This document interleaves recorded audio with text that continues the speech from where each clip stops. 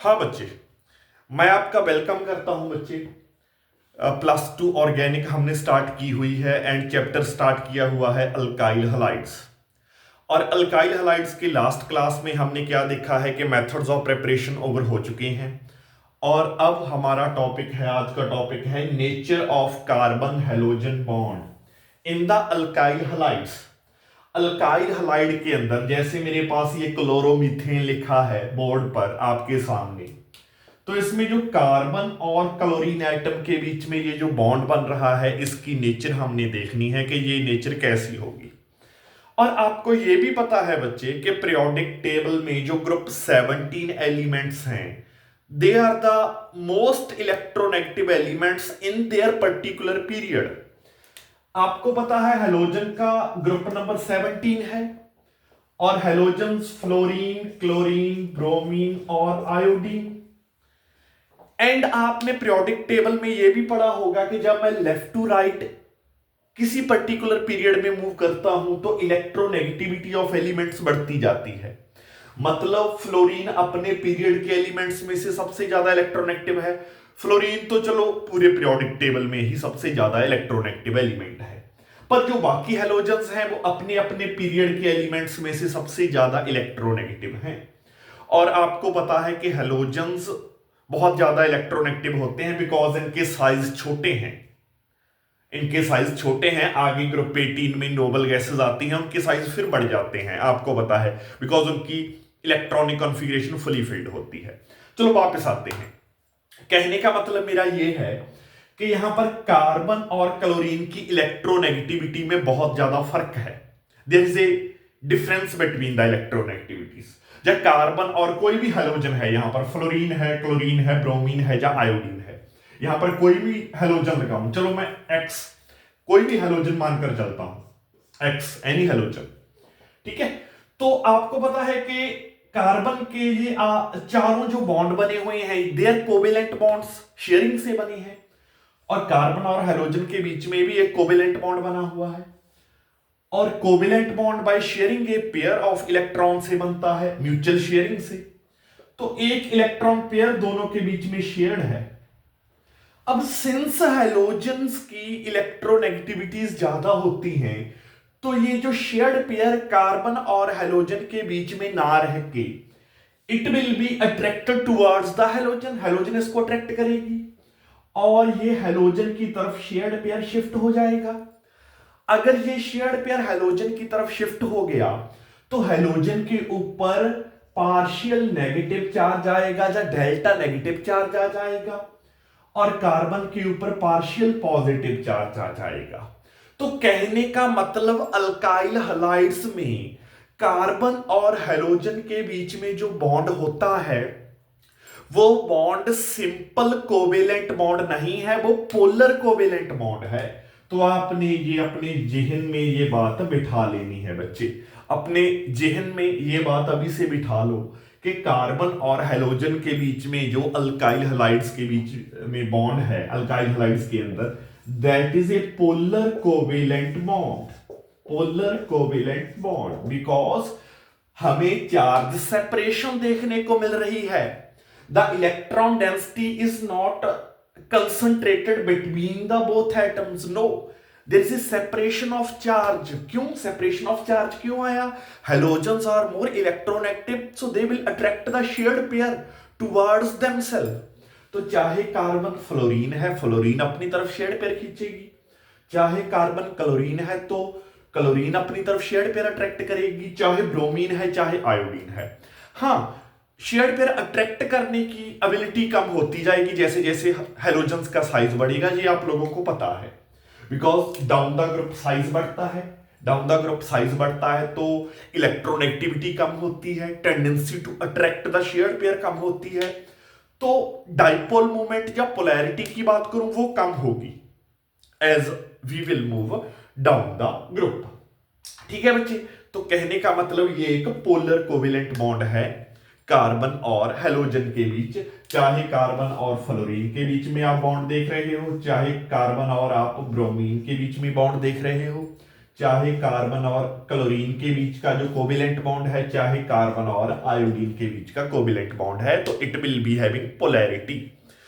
तो आगे हम बच्चे एक डाटा है हमें पोलैरिटीज, या आप ये बोल दो कि बॉन्ड लेंथ और बॉन्ड डिसोसिएशन एनर्जीज देखते हैं हम मिथाइल हैलाइड्स में। मिथाइल हैलाइड्स में हम चेक करेंगे। यस बच्चे, तो एक साइड में डिफरेंट मिथाइल हैलाइड्स या हेलोमिथेन्स लिख लेता हूं। ये है आपका फ्लोरोमीथेन या मिथाइल फ्लोराइड, जिसमें कार्बन और फ्लोरीन के बीच में एक बॉन्ड है, that is a polar covalent bond. Polar covalent bond किसके बीच में है? इसमें कार्बन और फ्लोरीन के बीच में। सिमिलरली मिथाइल क्लोराइड लिख लिया, यहां पोलर कोवेलेंट बॉन्ड है कार्बन और क्लोरीन के बीच में। सिमिलरली मैंने कंसिडर कर लिया मिथाइल ब्रोमाइड, यहां कार्बन और ब्रोमीन के बीच में है पोलर कोवेलेंट बॉन्ड। सिमिलरली मैंने मिथाइल आयोडाइड कंसिडर कर लिया, यहां कार्बन और आयोडीन के बीच में है पोलर कोवेलेंट बॉन्ड। है तो ये चारों के चारों पोलर कोवेलेंट बॉन्ड्स, चाहे किसी भी कार्बन और हेलोजन के बीच में बन रहे हैं। But as we move down the group, आपको पता है कि कार्बन का साइज तो सेम है इन चारों में, पर हेलोजन का साइज बड़ा हो रहा है, तो strength of this polar covalent bond भी कम हो रही है। या ये बोल दो कि पोलैरिटी या dipole movement of this polar covalent bond obviously कम हो रही है। तो सिंस हेलोजन का साइज बढ़ रहा है, तो अगर सबसे पहले मैं बॉन्ड लेंथ्स देखता हूं, तो बॉन्ड लेंथ्स का ऑर्डर क्या रहने वाला है? तो कार्बन फ्लोरीन से जो बॉन्ड लेंथ होगी, कार्बन और क्लोरीन के बीच में जो बॉन्ड है उसकी बॉन्ड लेंथ बढ़ जाएगी due to the increase in the size of chlorine. तो वो ओवरलैपिंग उतनी इफेक्टिव नहीं हो पाएगी, जिसकी वजह से बॉन्ड लेंथ बढ़ जाएगी, बॉन्ड बड़ा हो जाएगा, ये बॉन्ड बड़ा होगा। और इससे फर्दर ये बॉन्ड बड़ा हो जाएगा बिकॉज ब्रोमीन का साइज क्लोरीन से बड़ा है, और ब्रोमीन का आयोडीन का साइज फर्दर ब्रोमीन से बड़ा है। तो कार्बन और आयोडीन के बीच में जो बॉन्ड है उसकी बॉन्ड लेंथ भी सबसे ज्यादा होगी। तो ये बॉन्ड लेंथ का ऑर्डर देख रहे हैं, तो यहां पर मैं लिख भी देता हूं bond length in picometer. Bond length, तो कार्बन और फ्लोरीन के बीच में जो पोलर कोवेलेंट बॉन्ड है बच्चे, इसकी बॉन्ड लेंथ रहती है 139 पिकोमीटर इन मिथाइल फ्लोराइड। सभी हम मिथाइल हैलाइड्स लिए हैं।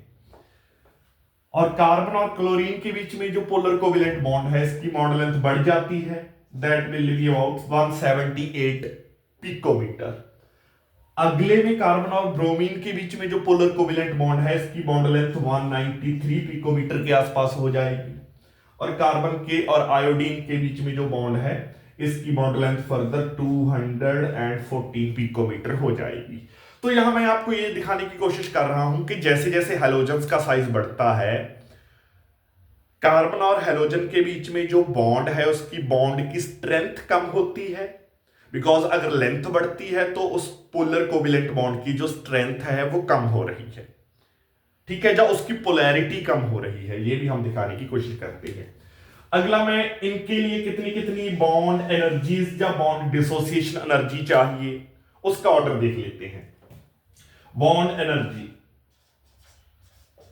जब bond dissociation energy kilo joule पर मोल में, ये ऑर्डर देख लेते हैं। अगर हम ये देखें,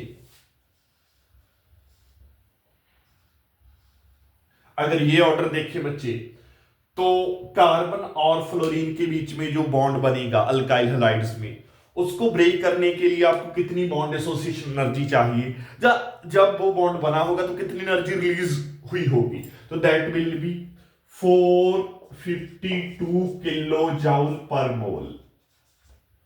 this much is the bond energy of, तो काफी ज्यादा स्ट्रॉन्ग बॉन्ड है। उसका रीजन क्या है? फ्लोरीन का साइज छोटा है, तो ओवरलैपिंग बहुत ज्यादा इफेक्टिव हुई है। Effective overlapping has been taken place between carbon and fluorine के जो एटॉमिक ऑर्बिटल्स होंगे।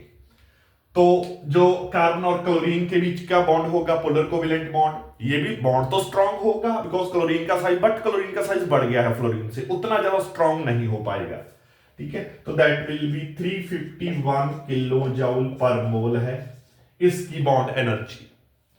सिमिलरली ये बॉन्ड और थोड़ा हल्का सा वीक हो जाएगा आगे कार्बन और जो ब्रोमीन के बीच में बॉन्ड है, बिकॉज ब्रोमीन का साइज फिर बढ़ गया है, ब्रोमीन का साइज बढ़ा है, कार्बन का साइज तो उतना ही रहा, तो overlapping is not that much effective. तो इसकी जो बॉन्ड एनर्जी होगी दैट इज 293 किलो जूल पर मोल।